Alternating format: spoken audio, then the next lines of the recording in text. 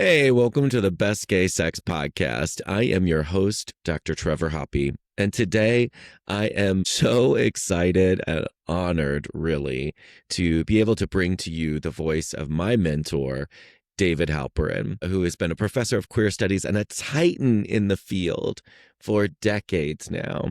And I titled the theme of this episode, Outsider, because David has made something of a career of being on the outside. And that has transcended meanings so many times. He really has just done it his own way. And I admire David so tremendously for his ability to stand up for what he believes in and to fight to make queer studies a visible, legitimate field in the academic world. That's no easy feat.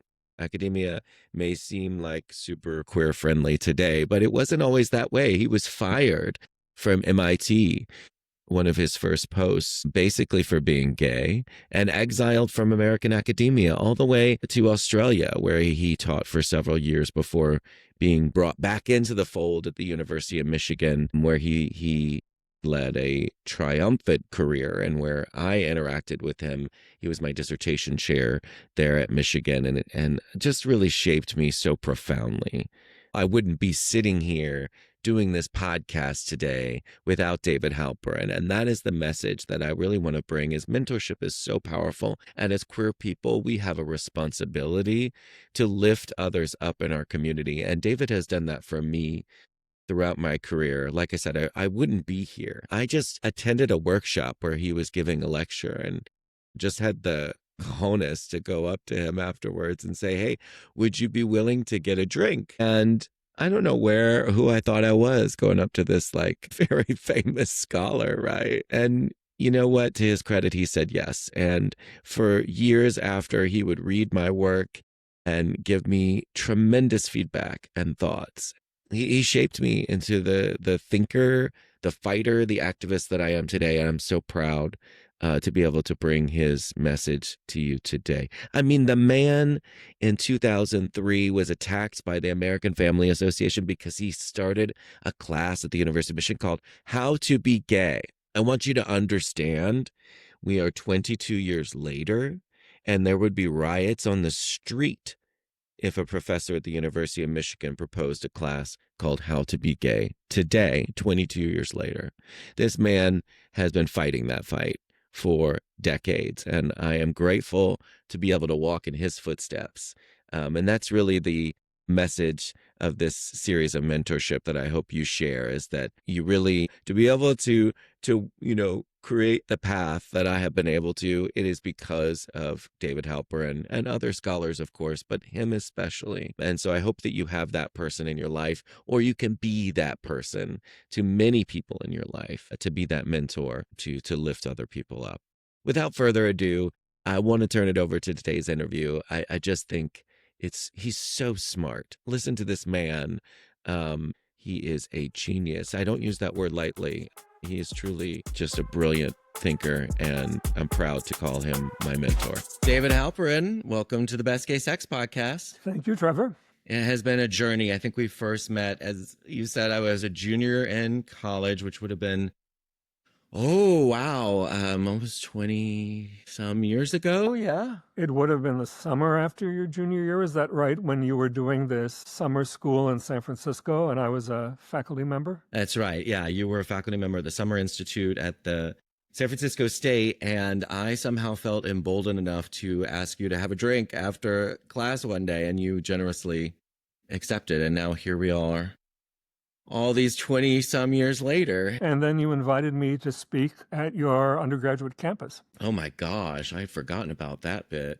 Yeah, and then you invited me to speak at the conference, the Against Health conference. And anyways, now we're going down memory lane for sure. But it's wonderful, and I'm so grateful for all you have done to shape my career and my well-being as well along these many years. So thank you. Really. Well, you're welcome. I mean, it's mutual. We ended up after all, running a conference and editing a book together. So It's been something that I could not have done on my own because I had to draw on your expertise on the criminalization of HIV in order to run that conference on sex and justice. Well, that's very sweet. I mean, I think you could do many things on your own, but I was grateful to be a part of that for sure. And for those of listeners out there who don't know your work yet, what do you think the main thing you want people to walk away from your vast library of things you've written? What do you think the like take home points are? Well, that's a difficult question because I started out as a classicist writing about Hellenistic Greek poetics and pastoral poetry, moved on from there to work on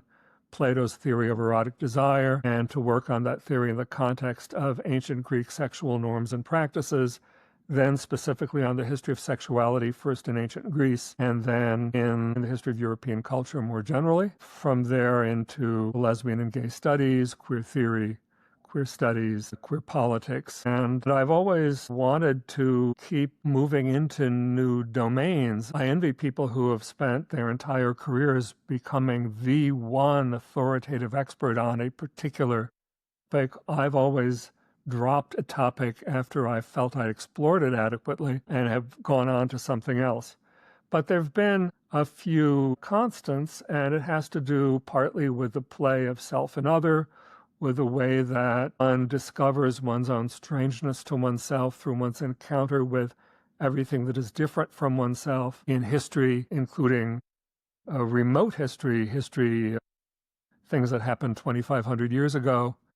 And then the difference just between one individual and another, one culture and another, one way of viewing the world and another. And for me, that relation between self and other has always been an erotic relation in which the other is usually, well, especially when as distant from oneself as the ancient world, an object of desire, of longing, and of longing that is going to be endlessly unsatisfied because nobody living today can project themselves into ancient Greece or know what it was like to live in ancient Greece.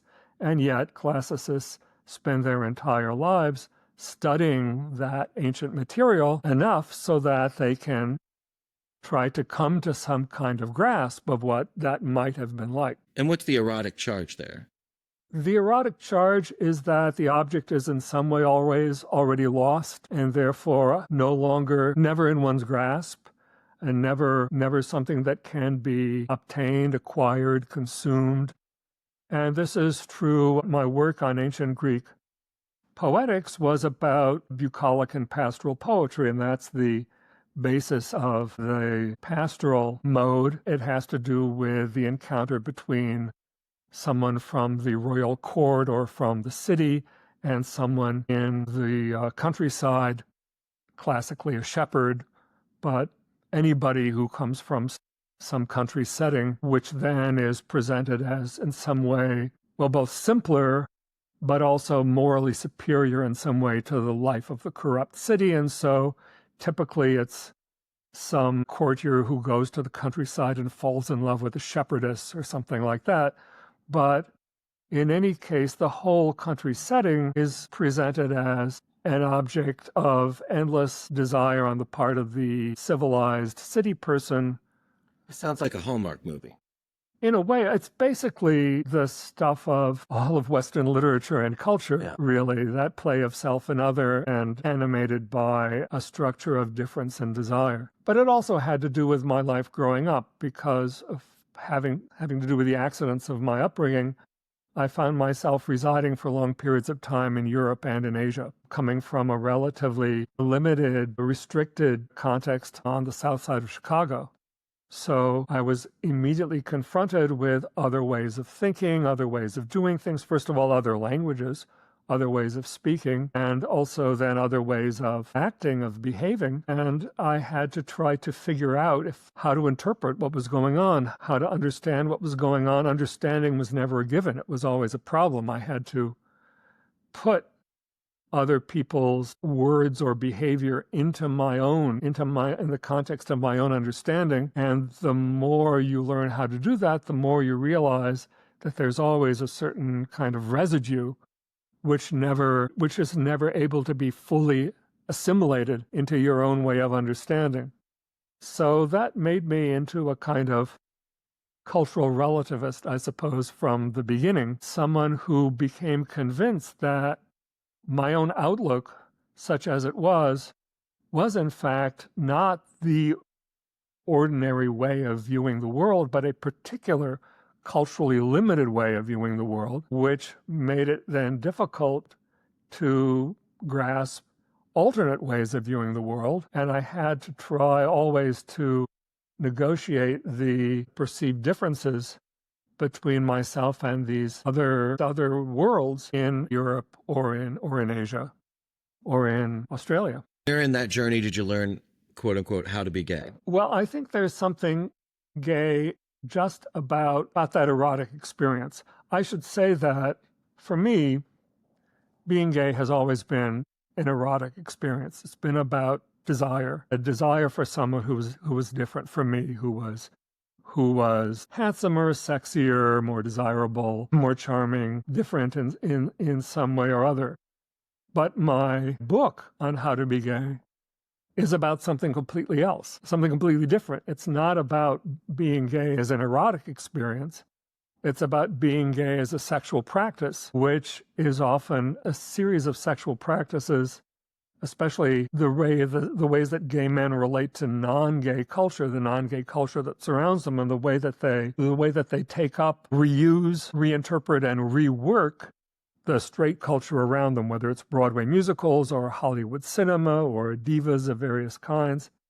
And those are the parts of gay experience that are often despised by gay men or made fun of, in part because they seem not to have to do with erotic desire. They seem to have to do with shared forms of aesthetic enjoyment and Loving Madonna, way of dressing, right, music, devotion to fashion and style, food, basically things that you share with your sisters, as opposed to the kind of breathless worship of hunks that you want, but with whom you don't necessarily share a culture. So partly one of the reasons that I was so interested in the cultural practice of male homosexuality was that I came to it so late, and it was so unnatural to me. That is, many of my gay friends said to me for much of my life, "You're such a failure as a gay man. You don't know how to be gay.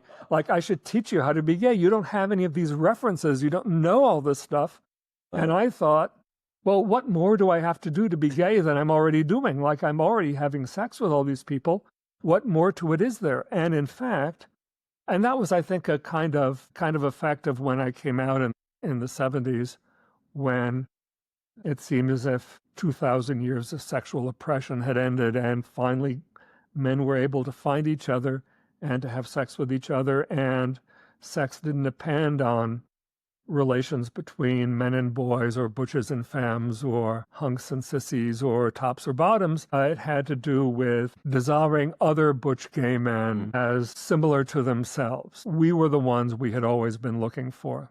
And so we knew that there were people older than ourselves for whom being gay was all about loving Judy Garland or Joan Crawford. I was drinking sherry, playing the piano, smoking cigarettes, singing show tunes. And we thought, oh, well, that was probably fine for them, but it was old-fashioned and kind of pathetic and hopelessly unattractive. And it had to do with how those poor guys had suffered during centuries of homophobia, and how they had learned to hate themselves and desire hopelessly straight men or masculine men, which they were not, and share their common feminine enjoyment of divas or Hollywood movies or musicals or whatever. That was what my form of learning to be gay happened. We learned to be gay in contrast to that, what we thought of as that earlier and defunct model of being gay. That had all to do with cultural practices. And we had sex. We had what they had been dreaming of and couldn't have. And because they couldn't have it, even though they had been dreaming of it, for them it was somewhere over the rainbow, and so therefore they gravitated to Judy Garland. But we had the real thing. The bathhouses. The bathhouses, we had sex with other guys like ourselves. And what I was very slow to realize And what my friends thought made me so inadequate as a gay man was that, as it turns out, the appeal of those non-gay forms of culture turned out not to be extinct after all. Mm-hmm. And that my own students, who were often out gay men, were still watching The Golden Girls or later Desperate Housewives or Gossip Girl, Mean Girls. There's so right. many Jawbreaker from the 90s. Or we're fans of Madonna or later Lady Gaga, Adele. And in fact, when I began teaching out gay male literature, great works of literature, which the gay liberation movement had finally made it possible to be written and released and to be read, it turned out that a number of my students seemed to find that those works, which I loved, less gripping than Joan Crawford or... Yeah, I wonder about that today, because we're moving into a world where there are Chapel Roans and Troye Sivans, where there are queer artists who are drawing queer followings, and that feels a little bit new, I guess, because I don't know. How do you feel like that? Is that changing? Are we still in the same place? How do you make sense of that, the rise of queer stardom in this history of diva worship that you say has been constant for more than a half century now? Yeah, I do think it's an evolution. I do think that certain kinds of queer stars have added something to the array of cultural choices that queer people have, the choices that now go beyond either the straight, handsome superhero or the fabulous queen or diva. The comedy relief. Yeah, who was always desexualized, and, it was sort of like you got to either be sexy or not. That's right. The option.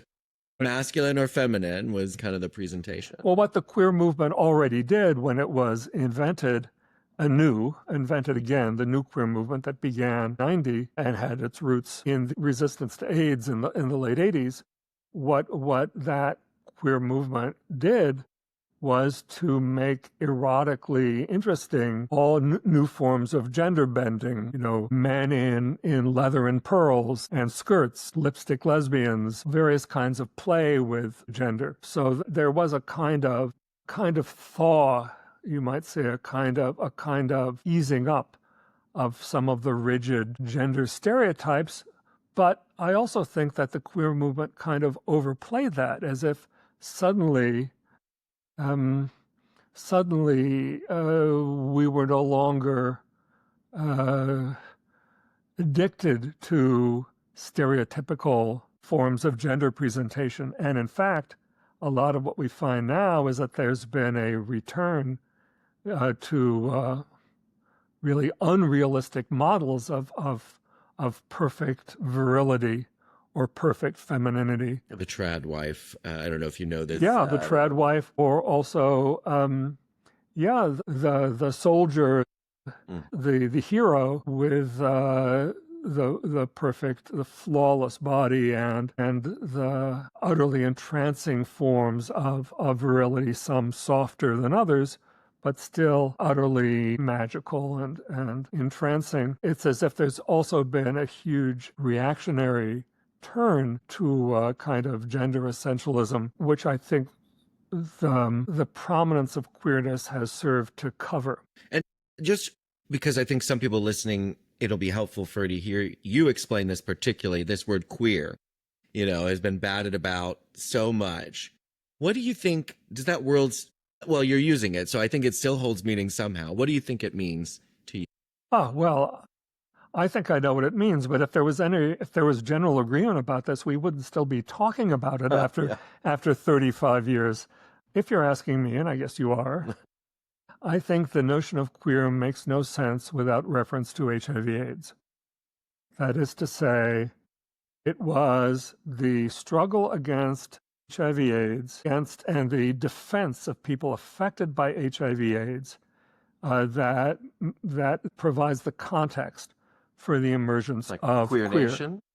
Well, that was Queer Nation. Queer Nation was invented to be a direct action, in-your-face street movement that did not make reference to HIV/AIDS. Right. That was supposed to be a successor to ACT UP. Right. Insofar It was a direct action movement, not about AIDS. Queer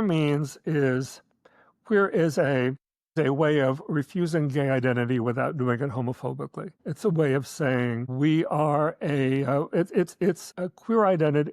The opposite of gay is straight. The opposite of queer is normal. So to be gay is to say you're not straight. To be queer is to say you may be gay, you may be straight, you may be bi, you may be trans, you may be all sorts of things, but in any case, you're not normal. And in other words, queer is a way of claiming proudly non-normality, deviance, difference, marginality. It's now used as a synonym for gay, but that's a complete, that happens inevitably, but that means that the notion of queer has been lost. What queer originally meant and what was designed to mean was to be on the outs of society, to be an object of social rejection and hatred. As an identity, queer was formed by all the people who were affected by HIV/AIDS, who were not defined on the basis of gayness or straightness or sexual identity, even if in the U.S. most of the people immediately affected by HIV/AIDS were gay men. HIV/AIDS affected Haitians, hemophiliacs, sex workers, prisoners. The 4-H Club, yeah. Initially the 4-H Club, but also prisoners, immigrants, homeless people, injecting drug users, entire range of the outcast and rejected. So you think like it consolidated a politics of otherness. Absolutely. If there was ever, queerness is an identity without an identity. That is to say, it's an identity label for a range of people who were not defined by identity. And if there was ever a category of people without a specific identity, it was the category of people affected by HIV/AIDS, who formed a resistance movement which came together across identities that did not feature a particular racial or ethnic or sexual or national or age-related identity. Mm-hmm. So it was, I think, historically the experience of HIV/AIDS in the U.S. that created a non-identitarian identity, which then could be called queer and which emphasized not sexual practice, but being a social outcast or deviant. And when queerness loses that sense of being an outcast or a deviant, then it gets normalized into the standard array of identities, and then it loses its interest. Just an umbrella term. Or it just means gay, or gay and lesbian, or maybe sometimes gay and lesbian and trans, or gay, lesbian, bi. But it means, it once again now refers to a particular identity. Whereas originally, queer could mean anybody who was racially different, or married couples without children, or homeless people, or people who were of dubious immigration status. There was a paper produced for the Journal of AIDS back in 2005 by a bunch of very sophisticated epidemiologists that found that the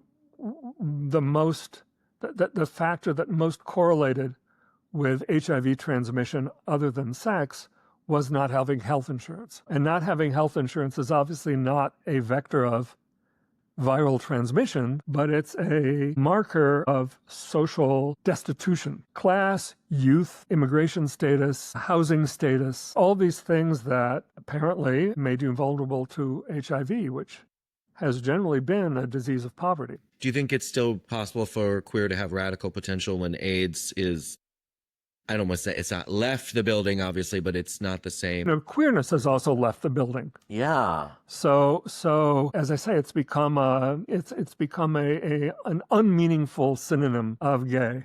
So either we need other kinds of identity labels or identity rallying points, or somehow queer has to be reinvigorated as a contestatory marginal identity. Well, yeah, TBD, I guess. We'll see what happens. But it does feel like there's a lack of queer potential in the world right now, which is wild because either that or given the current crisis, almost anybody can qualify as being on the outside.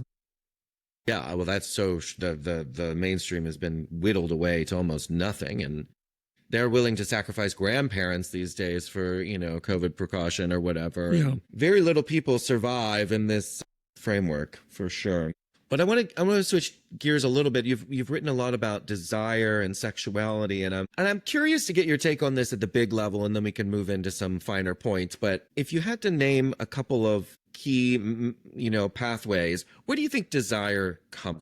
Well, I think desire is a feature of the place of human beings in the world. I think it's a fundamental condition of human and especially social life. I don't think it's a historical artifact. I think it has to do with the particular plight of human beings, that is to say, of creatures who are animals but with consciousness. Perhaps a very bad idea when you think of it, a sign of unintelligent design, but so be it. We are animals with a consciousness of our animality and of our precarious situation in a world which in some ways is made for us and in some ways is completely hostile to living and to what we want. It's one of the baselines in human experience and in the arts is the sense that the life we are able to live is simply inadequate to the human spirit. This is a point that William Empson made in the 30s in his book on pastoral, which is where I got it from. But the notion that the life we are able to live is simply not able to answer to what we want out of life.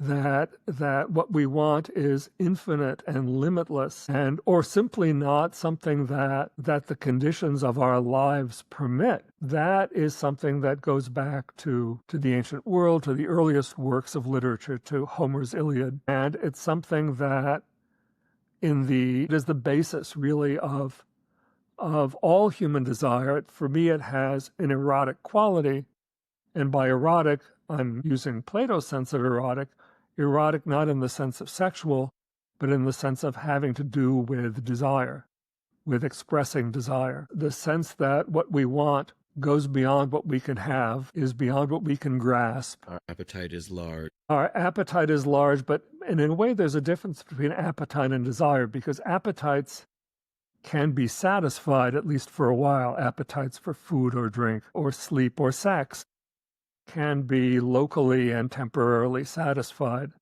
But desire to live forever, desire for the moon, desire for a beautiful body whose appeal to you is unavailable to you even while you are fondling it, that sense of the infinitude of desire, of the way that the object recedes from you even while it is in your grasp, that is what makes all desire erotic. That is to say, passionate, limitless. It's the experience of finding an object of desire at once ready to hand and completely inaccessible at the same time, within your grasp and out of your grasp, here, local, here and now, and in some sense belonging to a completely alien universe. It's the sense that when I am alone in a room with somebody I passionately desire, there is not just the two of us in that room. There is something else. There is this thing that somehow accounts for what it is about the object that I desire. It's not just me and him, it's what it is about him that makes me desire him, which is not possessible by possessing him, insofar as it continues to fascinate me, no matter what I'm able to do with him or to him. He resembles this hunk from a TV show, or his hair looks a certain way, or his clothes are a certain fashion. Yeah, perhaps it has to do with my childhood. Perhaps it has to do with somebody I desired in high school. Perhaps it has to do with a certain look that I associate with a certain place. Perhaps it has to do with a friend I once had. Or who knows, perhaps it's completely mysterious to me.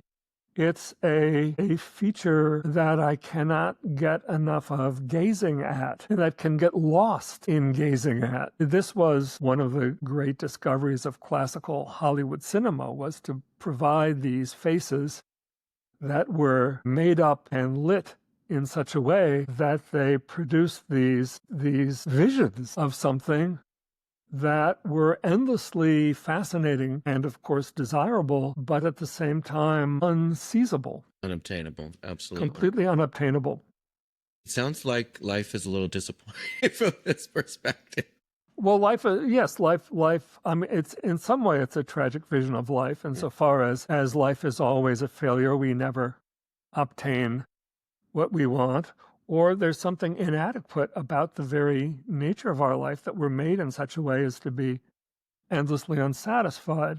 But then at the same time, the whole history of Western literature and culture is all about how we find solutions to this problem, or how we find ways of translating the things that we value into a form of life that we find livable. And for some people, it's religion. Nietzsche said that Christianity was Platonism for the masses, which is to say it's a very old view. It goes back at least to the Christian Platonists, such as St. Augustine, for whom all desire for other is ultimately a desire for God. Our hearts are restless until they rest in Thee, O Lord. Every particular object that we want is something that is going to disappoint us unless we love it in God and through God, since God is the only object who will never disappoint us. That's a religious idiom.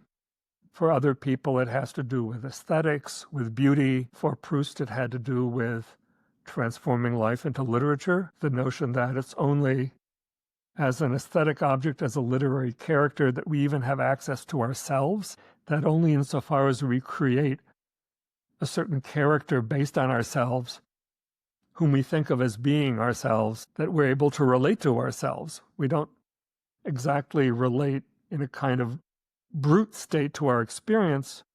We invent a person whom we call ourselves, who is the subject of certain kinds of experience. And we say, I just suffered a loss. I'm very sad. Or that person whom I always adored has just, without any prompting, sent me a message of appreciation. I must be happy. In other words, you don't experience directly happiness or unhappiness. We experience it when we recognize that the character we have invented, who is ourself, has had this experience. So for that same reason, all of life can be thought of as necessarily a form of literature, and that for Proust was a way of taking transcendent experiences, this experience of transcendence, and turning it into a life that could be lived. There are very, and other writers and thinkers and philosophers have dealt with the same problem in other ways and with other solutions.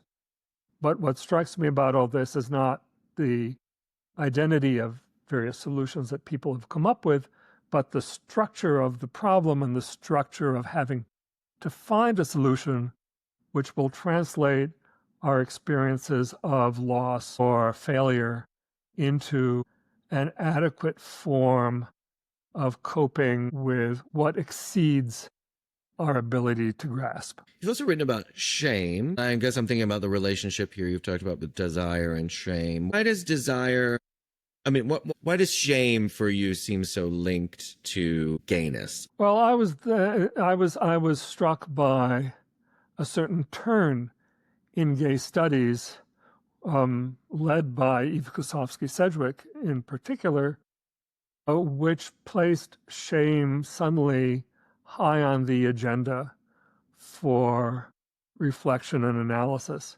And it seemed weird because it happened around the turn of 1990, the same queer moment. And there was something also queer about suddenly orienting a definition of gayness around shame rather than pride. It was to emphasize, once again, the extent to which gay people are outcasts or rejects.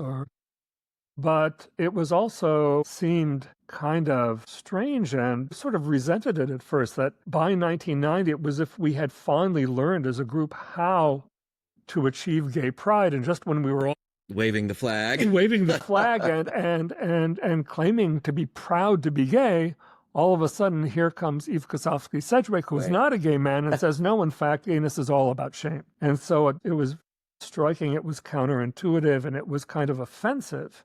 But it was also very interesting. And what Valerie Traub and I, my colleague at the University of Michigan, who organized the conference on gay shame in 2003, what we ended up thinking was that there was something interesting about that discovery, and that in some ways, it's not that we wanted to go back to the bad old days of homophobia and rejection, and it's not that we wanted to go back to a time when we were ashamed of being gay. It's rather that we were now sufficiently proud to be gay that we no longer were ashamed of our continuing shame about being gay, and that we could therefore address it. And that it turned out that shame was somehow much more dynamic than pride, that we could do things with shame that we couldn't do with pride. Yes, I remember you saying that many times. What can we do with our shame? That's right. I mean, what can you do with pride? That is to say, pride, you can proclaim it. You can say, I'm proud to be gay. We're all proud. We're proud. We're not ashamed. First of all, pride makes absolutely no sense without being in a opposing relation to shame. Sure. So even when you say you're proud, there's always some kind of shame in the background. Admission. That is to say, why are you proud? Why is it so important that you're proud? Because it shows that you're no longer ashamed. Right. So there's always going to be a reference to shame, even in the most patriotic declarations of pride.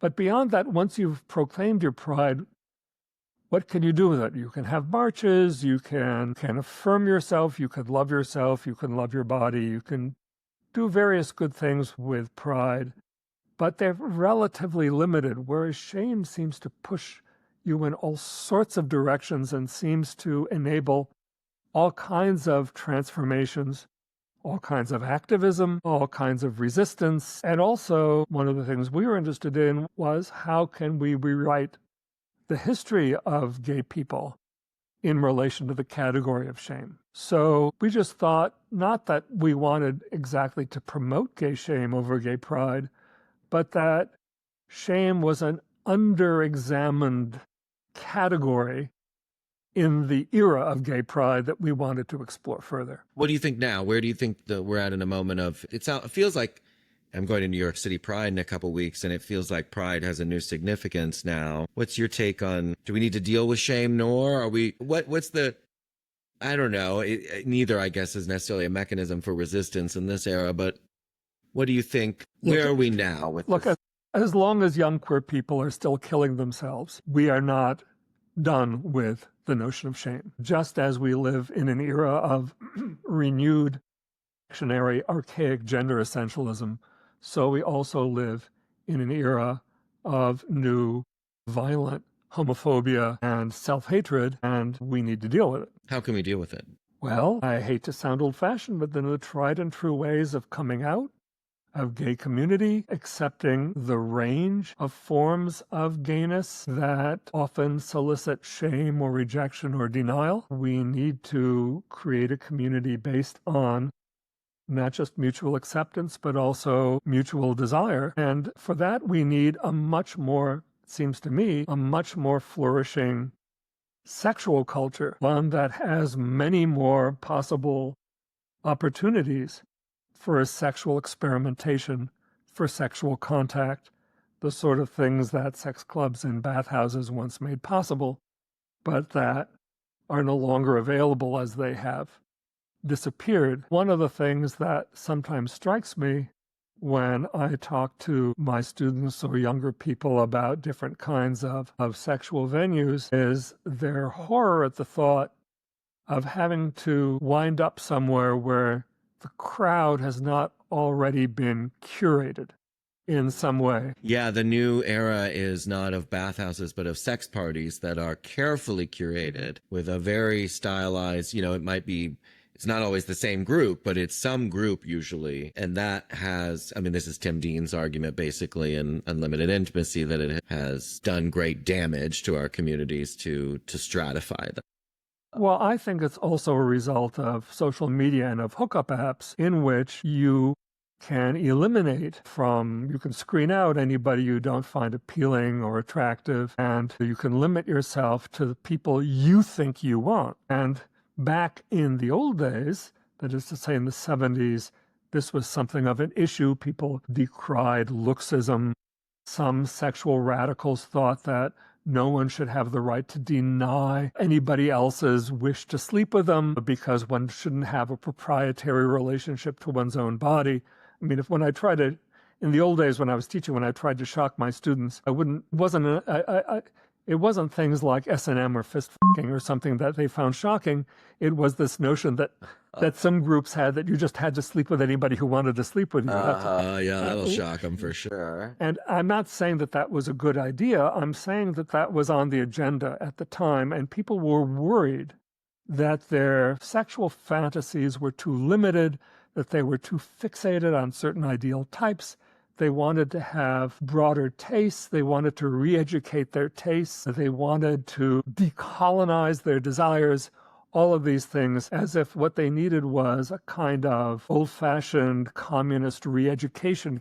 But in fact, the proper vehicle for that was not some kind of moral imperative to change what you want, because everybody should have the right to want what they want, whatever it is. The engine for changing that was to go to these institutions of gay male life, in this case, in which you had a sex club or a bathhouse with hundreds of people, such that you could afford to try something on with somebody you ordinarily would not have thought of as attractive, because if you decided it didn't work, you could stop and there were hundreds of other people you could have sex with instead. In other words, it wasn't like going to a bar, picking someone up, taking them home, and then deciding at 3 o'clock in the morning when the subway had stopped running, actually it was all a terrible mistake. And so you had to make sure that the person you picked was desirable. Whereas at a sex on premises venue,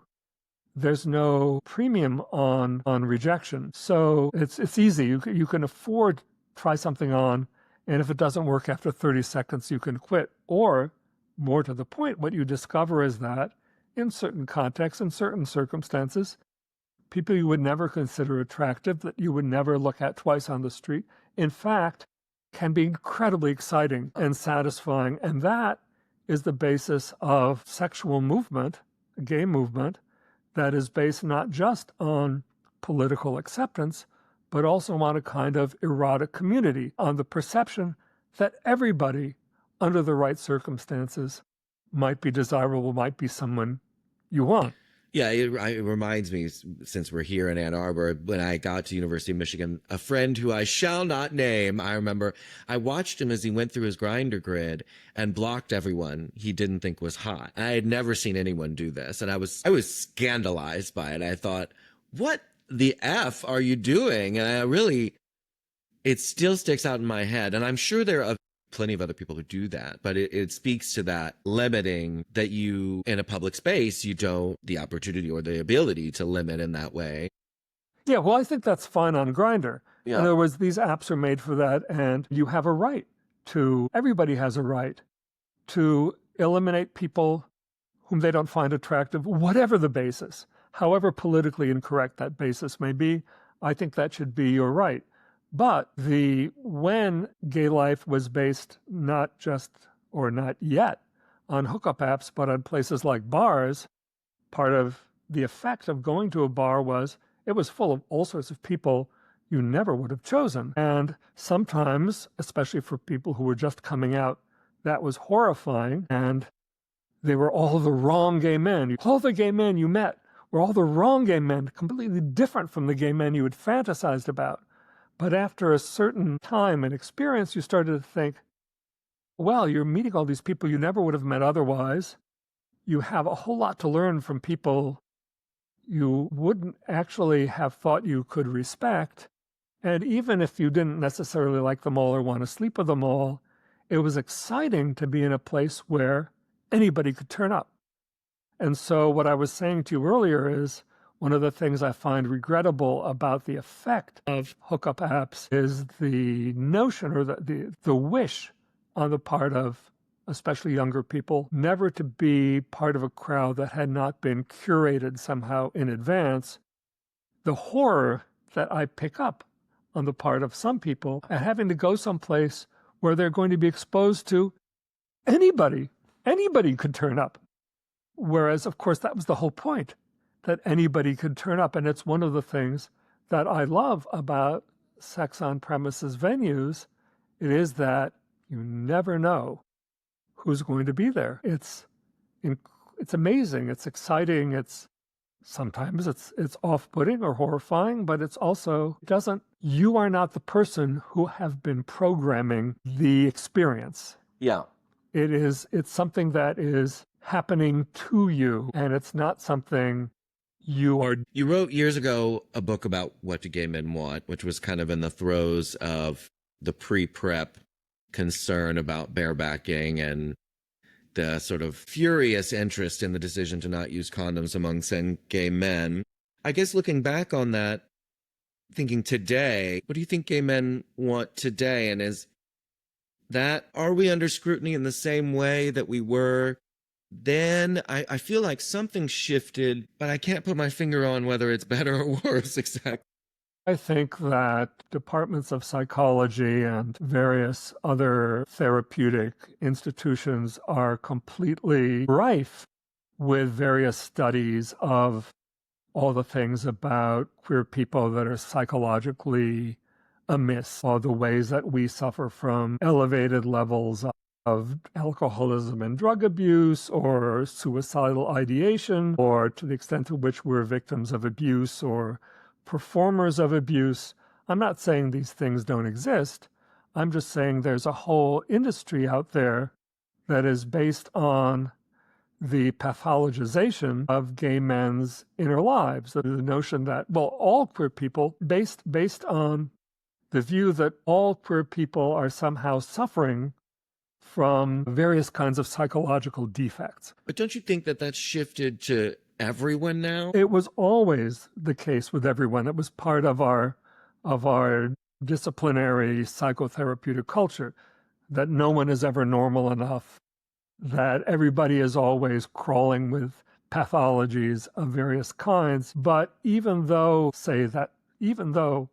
there were all sorts of, even though straight people had all been infected with herpes, somehow that had not been used to define straight people as somehow pathological, as suffering as a class from a mental disease. So obviously, when the COVID pandemic occurred, I could not help myself from thinking that until right before it, the notion that some gay men had not had absolutely 100% safe and protected sex for 40 years had somehow been used by health sciences as proof of gay men's disease psychology, whereas when straight people couldn't keep a mask on for 30 minutes because it was scratchy, somehow that was not a sign of the profound suicidal nature of all straight people. It made me want to scream. It still does. Yeah, I remember seeing a woman early on when the mask mandates were in effect. She was wearing this plastic strip. It had 2 wires and I thought, 4-letter word. I could not believe the audacity. And I don't know what the equivalent gay man thing would have been doing to be on the cover of Pause magazine barebacking, as I guess our friend Tony Valenzuela did. And that got him kicked out of the gay movement. Yeah. But it wasn't even about, the standards were so high, it wasn't even about claiming to be a barebacker. It was just the notion how could you be so crazy? Yeah. How could you somehow slip up and not have completely safe sex every sexual encounter over a period of 40 years? In fact, you'd have to be crazy to have only safe sex over such a long period. In other words, these kind of behavioral grids were being used in a punitive way against gay men, particularly in a way that nobody else had to deal with. And certainly when COVID came along, the notion that that more Republicans than Democrats were dying was never used. Well, was used by the left a little bit, but did not gain any traction as a way of disqualifying in general the inner lives of people on the right. No, in fact, the opposite, really. Right. I think they were cast as like the brave truth knowers who charted their own path and didn't look at the scientists for the, yada, yada, yada. We got that Right. whole narrative. So yes, it made me want to scream many times over as well. I will say I was grateful that people kept, I kept being asked about criminalization elements of it. But it was, obviously it was never going to be criminalized because it was everyone. It was just, there's no ability for the logic of criminalization to take hold when you didn't have a disease like AIDS that was, just triangulated on the marginalized groups of our society. It was the grandmas and everyone in the mainstream. Just to cap off that segment, thinking about today, what do gay men want? What do you think gay men want today? Well, I have no idea. I live retired from from gay life and from most forms of sexual life. And I live in Ann Arbor, which is the middle of nowhere. So I'm not really in a position to say what gay men want, but I imagine that part of what gay men want today is what we've always wanted, which is love, romance, happiness, the ideal boyfriend, plus everybody else at the same time. Yeah, have your cake and eat it too. And a world in which we are no longer the objects of constant, unrelenting social violence. A world which no longer gives unjust privileges to non-gay people at our expense. A world in which there is a free movement of peoples across borders, regardless of nationality, that will enable us to find people to love from other places, media sphere that represents us in all of the different ways we are, and a world that is more adequate to our flourishing than the one we live in. Now, you mentioned love, and I'm thinking about love a little bit and all the work that you've done, because you've written a bit about thinking about ancient Greece and the transmission of knowledge across generations. What can non-sexual love look like for gay men and their communities? How can we support those practices? Well, I guess it depends on what you mean by non-sexual. Obviously, there are forms of togetherness that are not based on sex and that have to do with community, with the ability to live together, to form groups that are defined by solidarity and mutual help and mutual respect and good cheer and fellowship. But then there are, as I suggested, forms of desire that feel sexual in the sense that they involve arousal and sexual excitement, but in which the desire you feel can't be expressed by sex. That is, you can try to express it through sex, but as I indicated before, sex is always going to prove to be inadequate to the expression of desire insofar as the desire you have remains infinite and constant no matter what you do about it sexually, and has to do with certain kinds of thrills that ultimately can't be expressed through sex. And then that gets you into forms of erotic life that are also non-sexual, that have to do with aesthetics, with whether it has to do with taste, as I talked about in How to Be Gay, or whether it has to do with forms of love that put sex into a kind of second place. I've recently been viewing a lot of gay or same-sex romances on various Asian streaming channels that come out of originally Japanese schoolboy romances in the 70s that are now completely taken over all of Asia, which are about love between usually fairly beautiful guys. The actors are mostly straight. The audiences are mostly straight women. So in some sense, so the straight actors who spend their time on screen kissing each other and fondling each other are doing it in a sense. They have good reasons for doing it because it's the quickest way to a huge heterosexual female appreciation. But at the same time, this is all, the sexual element is not denied, but it's all sort of like Jane Austen with swimsuit models. It's all about romance, gallantry. It's a lot of Gothic romance, soap operas. It's not as if there's no sexual desire there. There is, it's constantly referenced, but the stories are not about coming out. They're not about gay identity. Much of the time, the characters are not gay. The baseline notion is that love has nothing to do with gender, so that even whether they're gay or straight, it doesn't matter. What matters is that they love each other, and that love, romantic love, can happen between any two people, and it doesn't have to do with sexuality. Sex follows from love. It's not the cause of love. And these series, though some of them are fairly graphic and explicit, it's not porn. It's sort of romance porn in a way. It's sort of like those old-fashioned Gothic... The paperback novels. Paperback novels, Gothic romances, or it's like gay literature from the 60s, which was sort of closeted gay literature, which was all about friendship and love. It also sounds like a Heartstopper.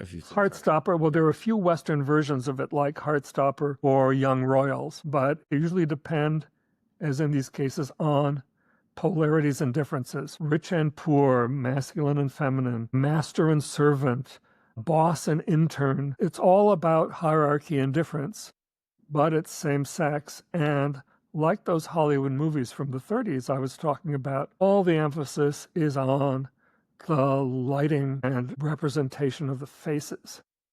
Like they must be covered with pancake, some kind of elaborate makeup, but it's all about absolutely flawless skin and faces. And although they often have great bodies, which are shown, the emphasis, the focus is on the face. There's started to be some spillover. God knows Netflix has been hosting a bunch of them, but only a tiny fraction. There are gazillions of them available elsewhere on Asian streaming channels. They have taken over a lot of popular culture elsewhere in the world, and it's a form of erotic gay fiction that is not very familiar to standard gay life in the West. But at the same time, to come back to your question, I think it represents one answer to what gay men want nowadays. But are gay men actually watching it, or is it straight women? Well, some of the mainland Chinese versions, like The Untamed, for example, which has gotten 1 billion views. Wow. Eventually made it to Netflix. That clearly does not have a uniquely gay audience. It's Chinese, so it's in the form of a kind of buddy story. The homoeroticism is implicit, though some of the mainland Chinese versions get as far as kissing. But also the novels they're based on are often more sexually explicit. So a lot of the audiences for these visual series are aware that we're supposed to read the characters' relation to each other, the hero's relation to each other, in terms of erotic desire. Nonetheless, obviously the audiences for those go far beyond any kind of gay audience. At the same time, there's now a huge gay public for all those series. And some of them, especially the ones from Thailand, which tend to be the more sexually specific, often have a political side. They argued for the necessity of gay marriage in Thailand, and they may have had something to do with the acceptability of gay marriage, which, as you know, was finally signed into law and took effect in January of this year. But they involve a different series of protocols from the coming out story, from porn. They represent a different form. Well, I was wondering, I'm guessing, is it a reflection of the shift in gay politics towards love, marriage, monogamy, sort of parroting some of that normalization? Or is it something else? I guess, like, is it just a product of the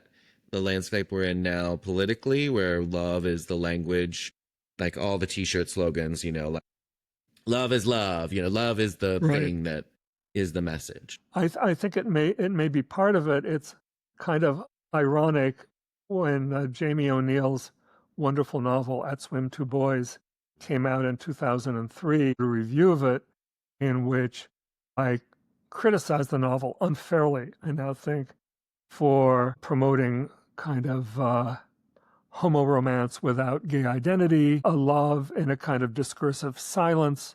That is to say, it's set in in Ireland during the First World War. Like a Brokeback Mountain kind of story. Right, in which the modern reader can tell that the boys are gay, but the boys themselves don't really have language for it. It takes place in a moment of innocence. And I said, well, I think gay literature can do better than that. We want novels of mature gay sexuality that's fully expressed. And now, in fact, I think, was I in denial? What I was criticizing about At Swim Two Boys, in a sense, is what these Asian romance genres provide, which is a gay romance where the emphasis is on love rather than sex, even though the sex is not denied or obscured, where the emphasis is on love. And I don't know if that's because we're in an era of gay marriage where love is somehow now publicly claimable. I think it's not the same thing, because a lot of these series do not revolve around, some of them revolve around marriage, but a lot of them revolve on love as a completely unforeseen possibility among people who don't have a gay identity, but who, for one reason or another, find themselves madly in love. And so that's a little different from a culture in which your friends ask you after you've been on a third date with someone, have you thought about getting married? Right. Yes, I can understand that. It's not an imperative of marriage, although I'm reminded on the day of the decision, the Oberfeld decision, when me and my then boyfriend were at one of these rallies, and a reporter came up to us and was like, oh, are you a couple? We were like, yes. So when are you getting married? Yes. And we were like, what? No, don't be silly. So I felt that immediately, like very, very like instrumentally in that moment. Then you've already been together for 3 years. Aren't you thinking of having kids? Exactly. That certainly came very soon thereafter. I guess what interests me about these series, I won't go on about them, is that what we have is really a romance form rather than right. a traditional Western gay form, which revolve either around coming out or on falling in love and having sex, or both. I see. Do you think so in this moment of love, and I guess just thinking about sort of capping off and shifting to sex, like what can queer sex still be? I think this is a leading question, obviously. I know it can be an act of resistance, but like, what does resistance look like in this era when it comes to queer sexuality? For you, what's your dream? My dream is that gayness and queerness conduce to changing the world. What I understand as what you could call it resistance, for me, what queerness has always been about has been opening up new possibilities that do not as yet exist, whatever they are. It has to do with taking the world as it is, as insufficient, inadequate, and attempting to create a world or transform the current world into something different and as yet unknown.